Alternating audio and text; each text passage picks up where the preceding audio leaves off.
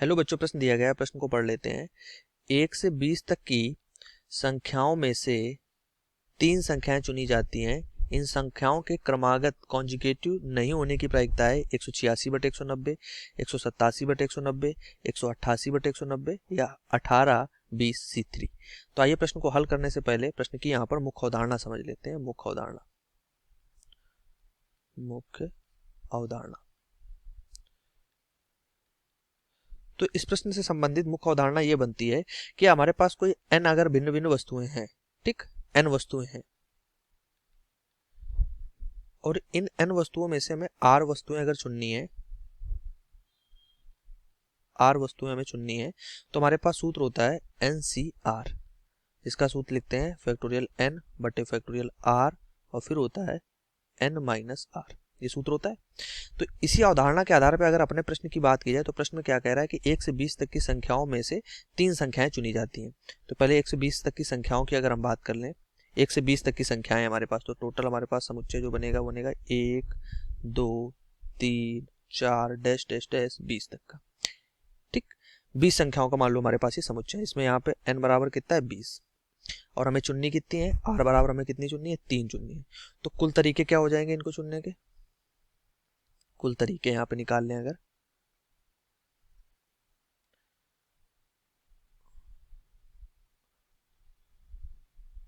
तो कुल तरीके हमारे पास हो जाएंगे BC3। ये कुल तरीके हो जाएंगे। अब कह रहा है कि इनके क्रमागत होने की, 3 संख्याएं चुनी जाती, संख्याओं के क्रमागत नहीं होने की प्रायिकता। तो पहले क्रमागत होने की प्रायिकता हम ज्ञात करेंगे। अगर क्रमागत कब होंगी ये सारी संख्याएं, क्रमागत पहले बात कर लें क्रमागत होने की। तो क्रमागत तो ये तब होंगी, पहली मान लो 1 से प्रारंभ हो, फिर 1 2 3 तक जाए, फिर दूसरी मान लो 2 से प्रारंभ हो, 2 3 4 तक जाए, फिर तीसरी वाली मान लो 3 से प्रारंभ हो, 3 4 5 तक जाए, ठीक। डैश डैश डैश आखिरी वाली कहाँ तक जाएगी, 18 19 20 तक, क्योंकि 20 तक ही हमें लेना है। तो टोटल यहाँ पर कितनी हमें यहाँ से क्रमागत वाले हमारे टर्म मिल जाएंगे, 18 मिल जाएंगे, 18 पद ऐसे, ठीक। तो यहाँ से अब आगे अगर बात करें तो अगर हमें यहाँ पर अगर प्रायिकता निकालनी इनके क्रमागत होने की, पहले क्रमागत होने की प्रायिकता हम क्या करते हैं, यहाँ से ज्ञात कर लेते हैं। तो लिखते हैं, क्या लिखते हैं, क्रमागत होने की प्रायिकता, क्रमागत होने की प्रायिकता। तो ये हो जाएगा 18 अनुकूल परिणाम है हमारे पास और ये क्या हो जाएगा BC3, ठीक। तो इसको खोल लेते हैं, ये हो जाएगा 18 बटे में आ जाएगा फैक्टोरियल 20 और फैक्टोरियल 3 और 20 माइनस 3 करेंगे तो 17, ठीक। अब इसको अगर खोलेंगे यहाँ पर, इसको हल कर लेते हैं तो ये हो जाएगा 18 फैक्टोरियल 20 को हम 17 तक खोल लेते हैं, 20 गुणे 19 गुणे 18 गुणे हो जाएगा फैक्टोरियल 17। फैक्टोरियल 3 को खोल लेते हैं तो 3 दूना 6 और फैक्टोरियल 17 से हम क्या करते हैं, इसको काट लेते हैं, ठीक। यहाँ तो कुछ है नहीं, ये ऊपर जाएगा तो यहाँ से आ जाएगा, ये कितना हो जाएगा 18 गुणे 6, ठीक। यहाँ इसके नीचे तो कुछ है नहीं और बटे में आ जाएगा 20 गुणे 19 गुणे 18, ये 19 है गुणे 18।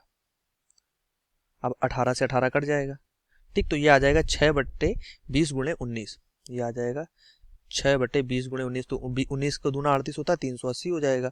6 से इसको काट देंगे तो यहाँ से आ जाएगा, अगर 2 से काटें तो 2 3 6, फिर 2 एकम 2, 2 9 18 0, 3 बटे 190 आ जाएगा ये, ठीक।